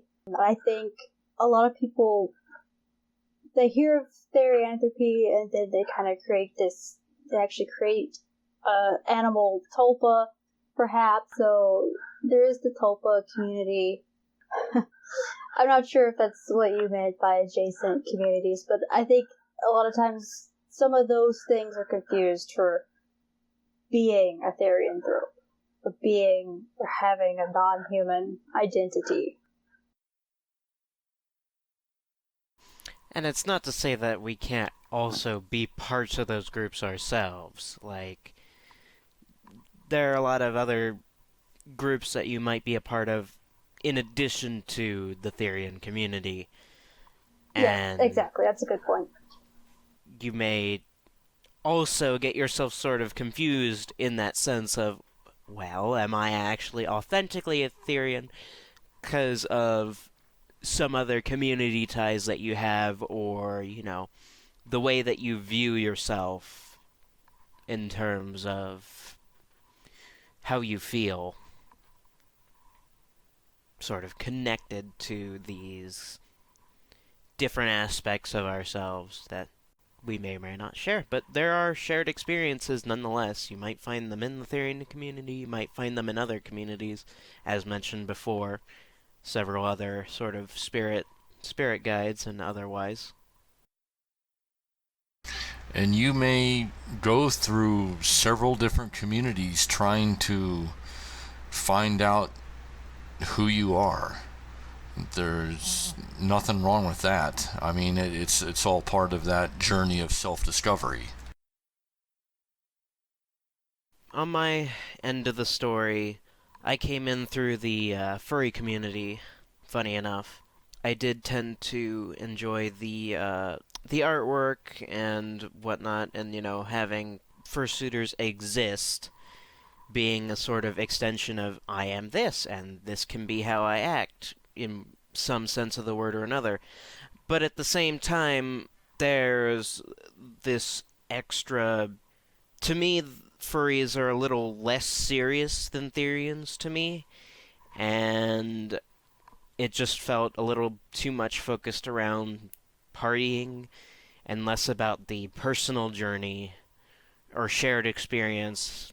I'm going to keep referring to a shared experience of, being an animal. That shared experience being not as central in the furry community as opposed to the Therian community or other kin community.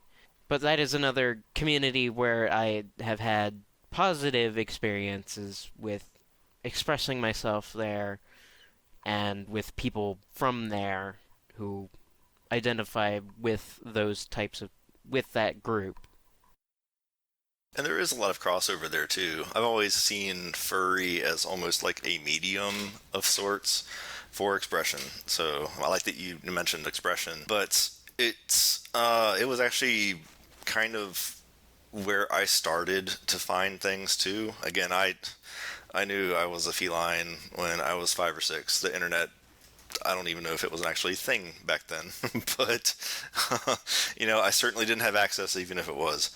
So I was 19, I think, when I finally had full-time access to the internet, maybe 18 or 17. And finding the furry community was like a godsend, because I'm like, okay, this doesn't feel like it's quite me, but I feel like I can express myself in a way that these people will understand and not judge me. And that felt monumental to me. That's interesting that we're mentioning furries. I actually came in through the Therian side first, then I went to furry, but I utilized it as a way to express my Therianthropy.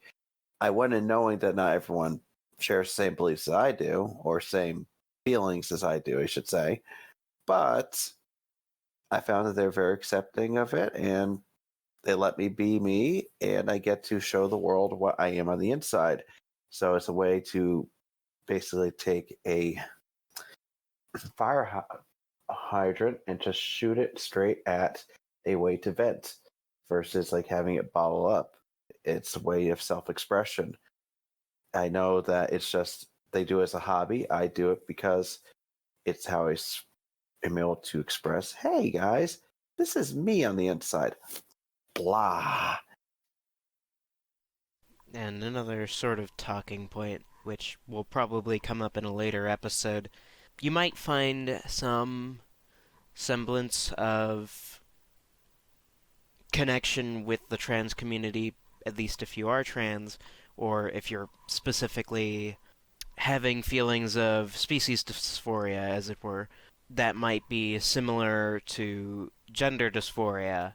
It is. Or whatnot, and you might find that specific trans communities could help you with expressing those feelings and feeling accepted. Just yet another group to throw in there. You're right. You're right. I'm actually trans as well, if anyone didn't know. And I do have feelings of species dysmorphia.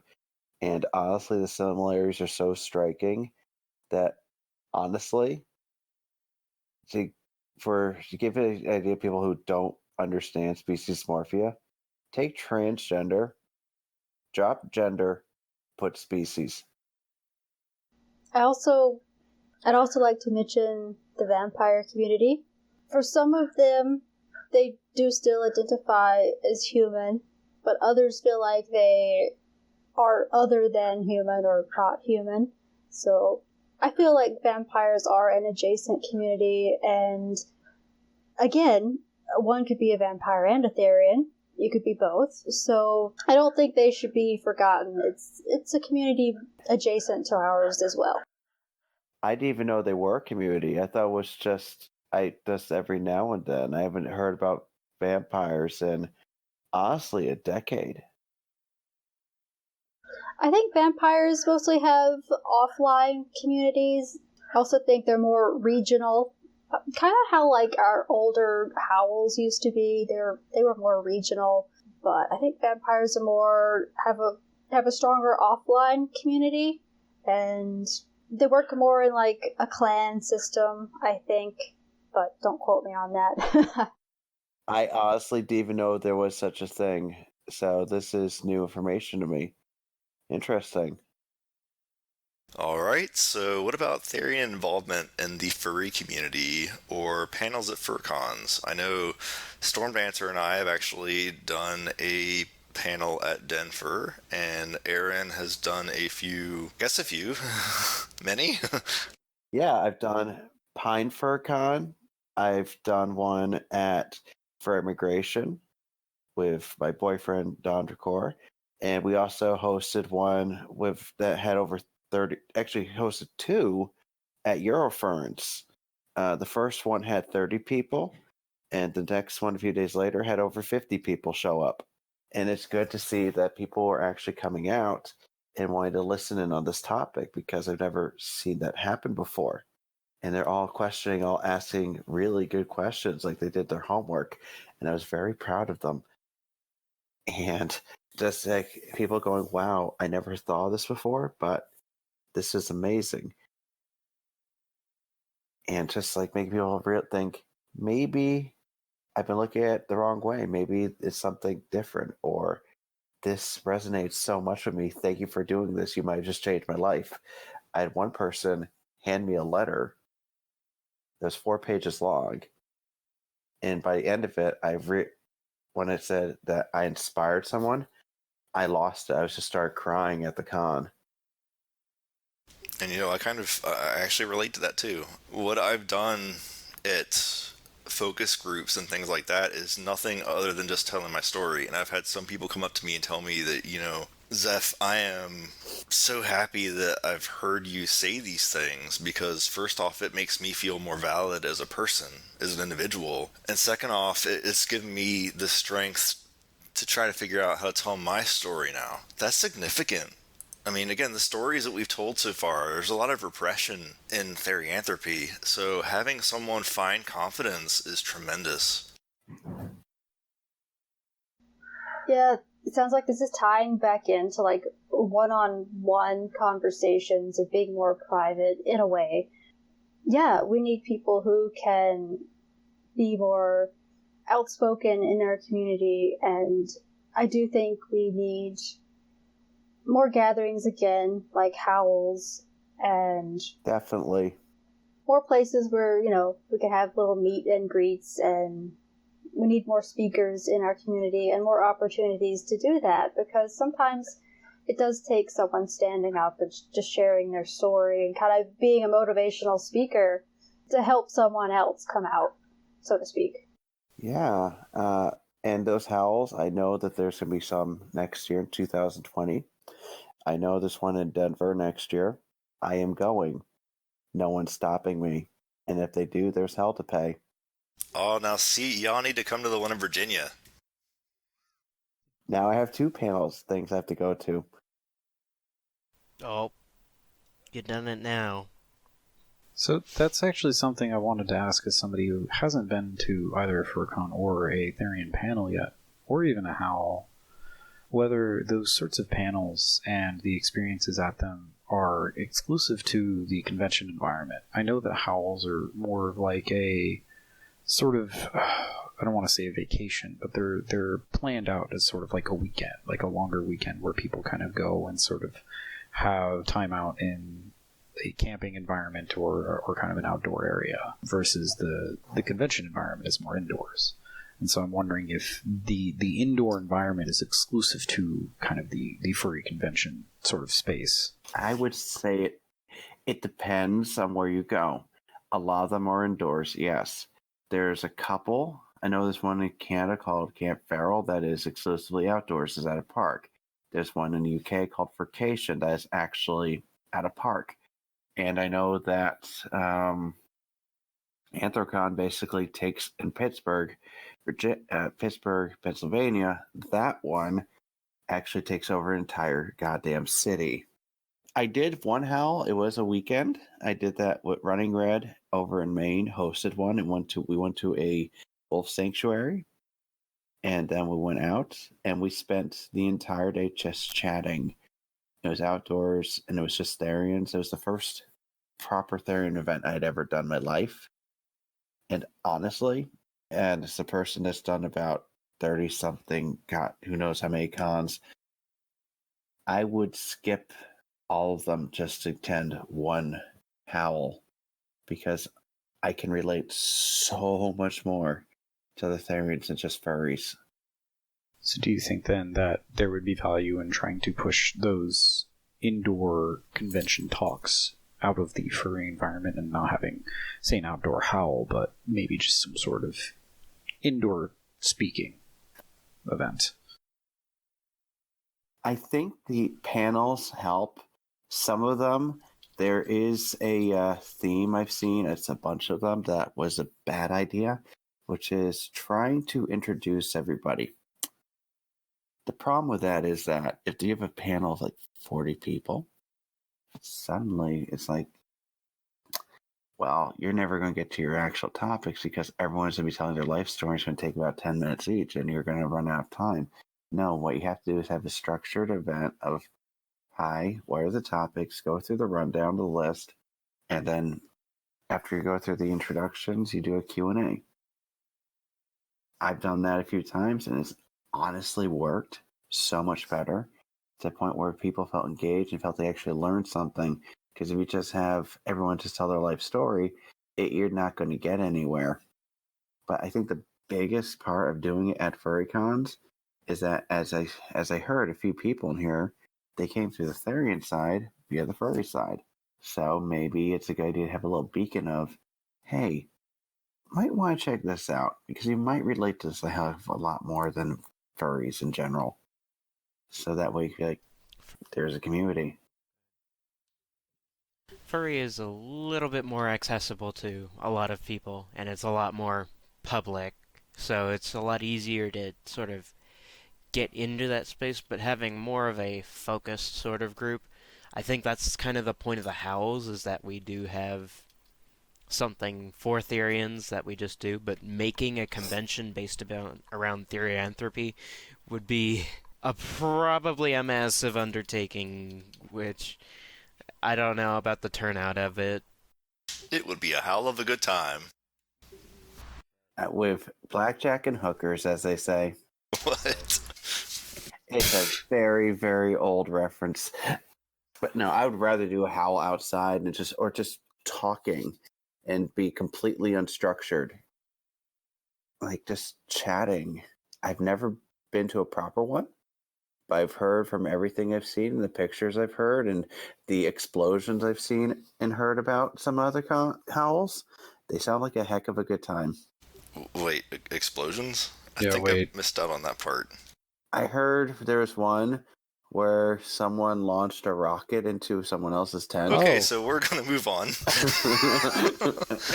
To answer from my perspective, too, going back to what we said earlier about Therians being perhaps a little more anxious, I know a lot of Therians seem like they kind of get a little antsy when they are in a huge con space like Anthrocon or something like that. They seem much more open to conversation when they come to a howl. So for those who don't know, I have hosted the Virginia Howl for 2 years now. First year was, I think, 5 people. Second year was, I think, like 10 or 11 people. So it's essentially a Therian campout.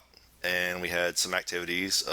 Blue Wolf helped run a drum workshop in our last one. So thank you. And when is it? It's in September, I believe. Okay, I'll go. just figure out the absolute worst possible day to do this when it's going to be raining and So yeah, the last howl we had started on Friday the 13th in the middle of a thunderstorm. How's that a problem? On a full moon, and yeah. the roads are not easy to go. The roads are not easy to traverse. I was going to say you have to double down next year, but I don't know how you do that. It was super foggy too, so yeah, a lot of people had problems getting to the sites. I have an SUV. I'll have no problem. It seemed like people were able to bond together in a more natural way. And again, in the con space, some people, I'll be honest with you, in the Therian things that I've participated in so far, most of us kind of hunkered over in a corner and tried to avoid people. So, I know that's not... Typical. Yeah. So, again, I know it's an individualistic thing, but a lot of us kind of wanted to go off and do our own thing too. We feel a part of it, but we also feel a part of it a little bit, I guess. Apart, but also apart. Well, apart from humanity. I'd say that goes for other conventions too. I've gone to anime conventions where I've had that same experience. How are anime conventions? I've never done any. They're a time? Depends on what you want out of it, I suppose.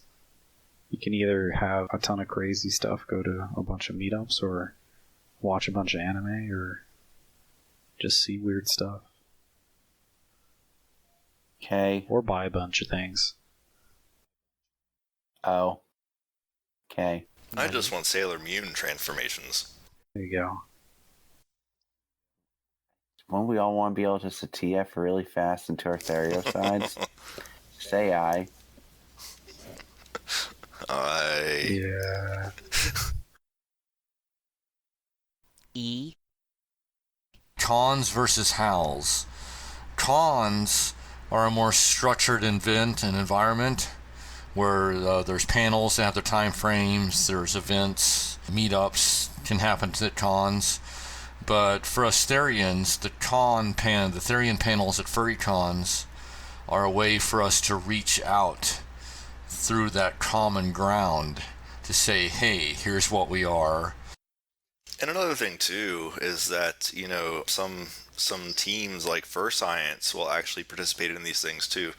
They may not be as willing to do so in like a howl environment or a camp out environment, but in a convention environment, it's much more accessible, and they also have the opportunity to evaluate like furry things as well.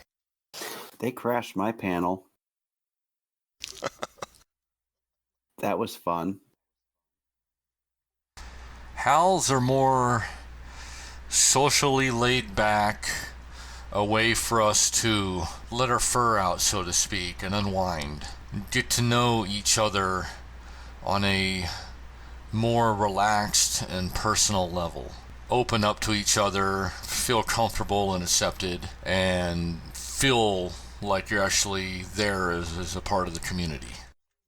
So it sounds like a vacation. It can be. But I also, not to give like a blanket statement, but I think a lot of us are actually more comfortable when we're out in the middle of nowhere, with the woods around us. It might make sense because a lot of us are, all of us, we're animals. So we feel more at home in these places than in the big city. I hate cities. I don't know what the rest of you feel like, but cities drive me up the wall. My nearest city is Boston, Massachusetts, United States, and honestly, I went stir crazy in that city. I can't handle it. My favorite part of college was College Woods. I had a little spot by the river that I'd meditate at, and honestly, that was a saving grace. You ever been to San Francisco?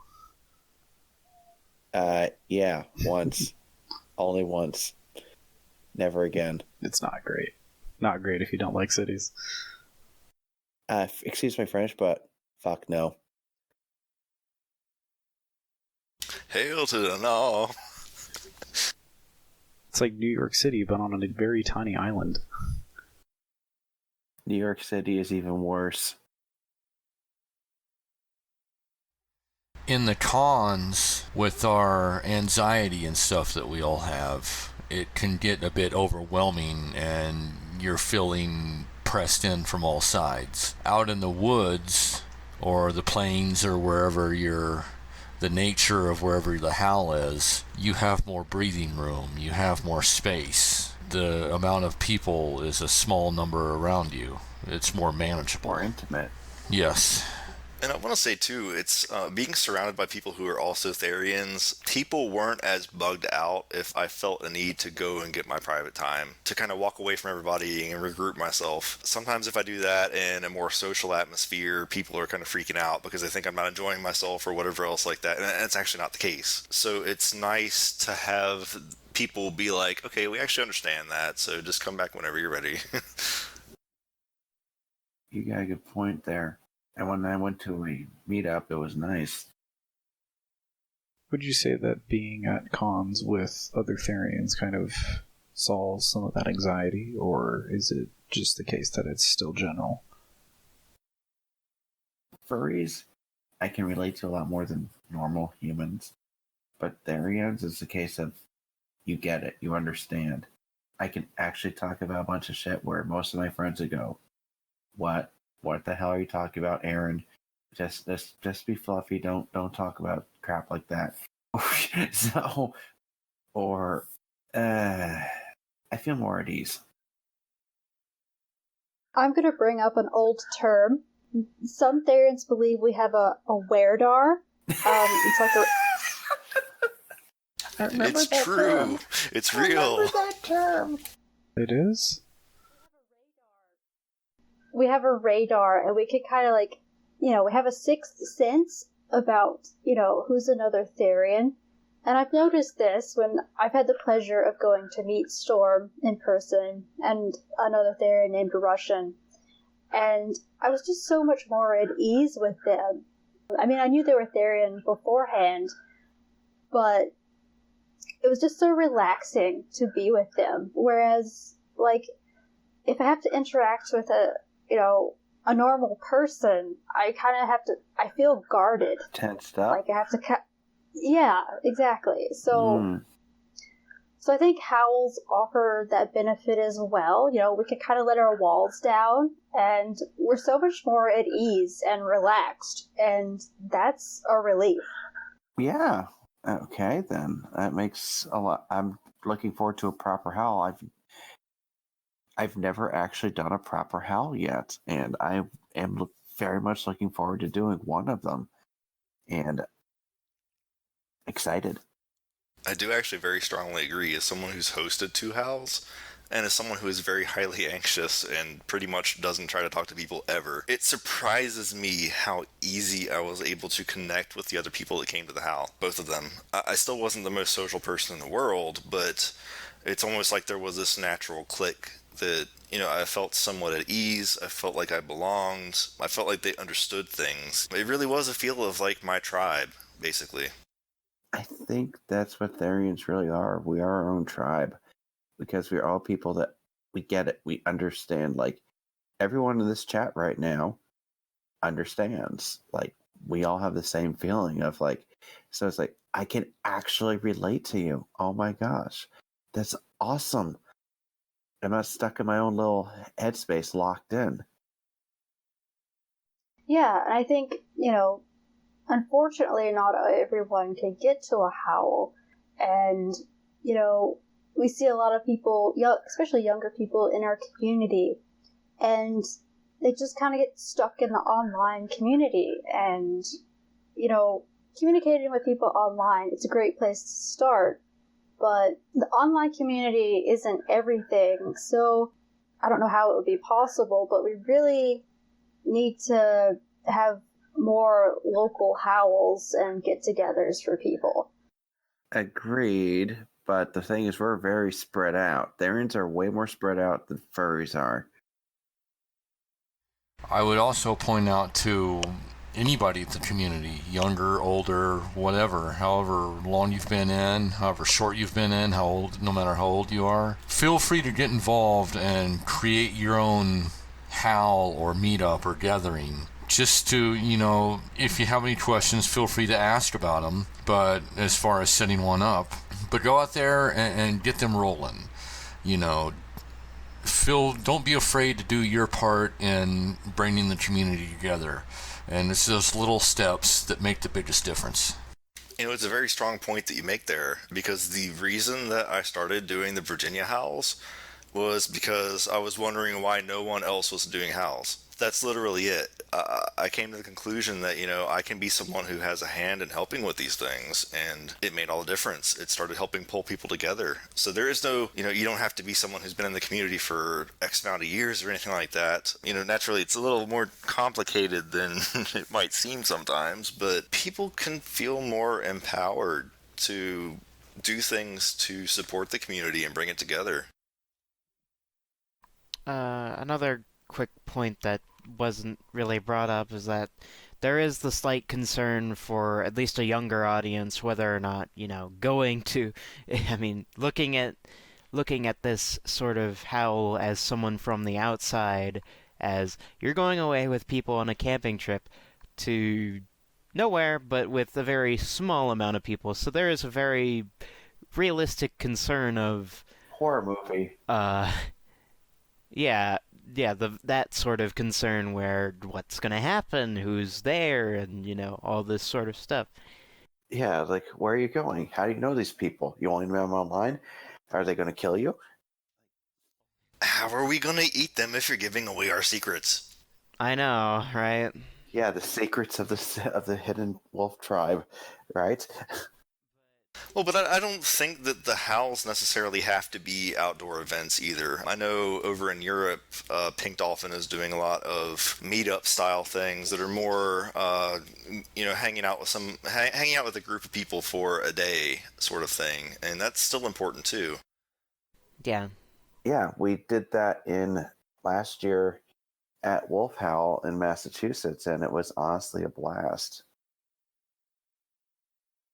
But the more important sort of point that I'm trying to bring up is, don't feel like you have to go out and do a big event like planning a camping trip. You could do something as simple as, just hanging out with people for a day or whatnot. But even that might come with sort of concerns, but every little bit helps, And you don't have to feel like you need to be personally responsible, and you don't also, if somebody else isn't doing it, you could probably do it yourself. It's just one of those things where it's like, go ahead and do it if you want to do it, but don't feel like you have to do it or are obligated to do it. It's just sort of a release for you, whether or not you want to try and meet people, like almost any meet and greet. Just meeting up, making sure it's in a public place, making sure that you guys are all safe and stuff like that. And a few things that are kind of important too. I've actually had long-standing members of our community be like, I'm afraid to go to your house because I don't know you. Perfectly valid. That's fine. What I tell people is, if you need someone who's non-Therian to come to, just let us know. Sometimes we will be fine with that. We want to give everyone a proper heads up because we don't want just random non-Therians coming around that we don't know if we can trust or not. But it's actually an opportunity for our community to kind of branch out to non-Therian communities and be understood better too. So I don't think there's necessarily a problem with, if you're interested in doing these things, getting maybe someone in your life who isn't Therian also involved. It helps keep you safe. It also helps kind of spread information that's positive about the Therian community. Telling people Yeah, that's tough. That's tough. The first person I ever told that was a Therian was my mother. I wish I never did that. Bad idea. That's all I'm going to say. We have had some people bring their parents or their significant other to howls where we've reached out to each other beforehand and met up with the parents or the other non-Therian to give them at least some sort of ease of mind that, hey, we can be pretty regular people, and this is what we do, and so they give them a chance to know us better, so they feel more comfortable in the situation. And if sort of howls are concerned, I guess like maybe hosting more meetups in more publicly accessible places, even if they are like outdoors, but still within like maybe the confines of standard civilization. Maybe increasing those sorts of things could help. I know that, I guess Zeph already mentioned kind of things Pink Dolphin is doing. Just kind of thinking a bit about the idea, going back to the furry community, the idea of fur meets, and that a lot of people tend to connect there as kind of their first exposure to furry community members outside of, online. Just thinking about that from maybe for Therians being able to have ways where they can just instead go to maybe a park in a city instead of, a camp out somewhere, maybe make people feel more safe or avoid and break some of those public locations. Yeah, like public locations where they can have some of those concerns be assuaged, in a sense. Therian groups, where do we meet? Actually, things things like zoos and parks and things like that they kind of scream out to me immediately. Places where people can kind of connect with their stereotype or kind of just communicate and connect with each other. Just vibing with the other animals, dude. I can already see that. And I guess that brings me to another point, too. If any of you who are listening do plan on trying something like that, like meetups or howls or anything along those lines, anything that supports the community, let us know. That way, on our next episode, we can let everybody know to help get you some more resources and hopefully get these things going. All right, well, that is it for this episode. I thank everyone for coming. So we are hoping to make this a probably monthly kind of publication. If you all have any sorts of feedback, audio issues, content, production value, let us know. People. If you'd like to be a guest, of course, if you have some kind of topic that you'd like to talk about, let us know. This is intended to be a podcast for the community, so let's make it happen. Cheers. The end. And don't kill people. Also important add-on. Very important. Stupidly important.